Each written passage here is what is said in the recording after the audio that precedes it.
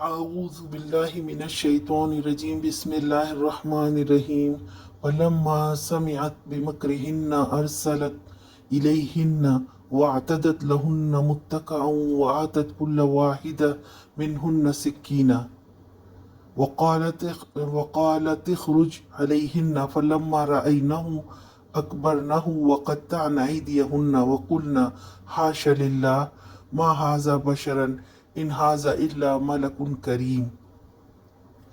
اس نے جو ان کی یہ مکارانہ باتیں سنی تو ان کو بلاوا بھیج دیا اور ان کے لیے ایک تکیہ دار مجلس آراستہ کیا اور ضیافت میں ہر ایک کے آگے ایک ایک چھری رکھی۔ پھر عین اسی وقت جب کہ وہ پھل کاٹ کاٹ کر کھا رہی تھی اس نے یوسف علیہ السلام کو اشارہ کیا کہ ان کے سامنے نکلا۔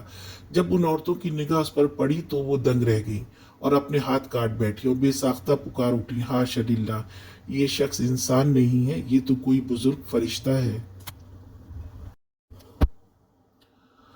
مکر خفیہ باتوں، خفیہ تدبیر کو کہتے ہیں۔ جب عورتوں نے عزیز مصر کے بارے میں باتیں شروع کر دیں تو اس عورت نے ان عورتوں کے لیے ایک ایسی مجلس تیار کی جس میں تکیے لگے تھے، یعنی آرام دہ ٹیک لگا کر بیٹھیں، اور ان کو دعوت نامہ بھیجا کہ سب تشریف لائیں، اور ہر ایک عورت کے ہاتھ میں ایک چھری دی تاکہ کاٹ کر کھائیں چیزوں کو۔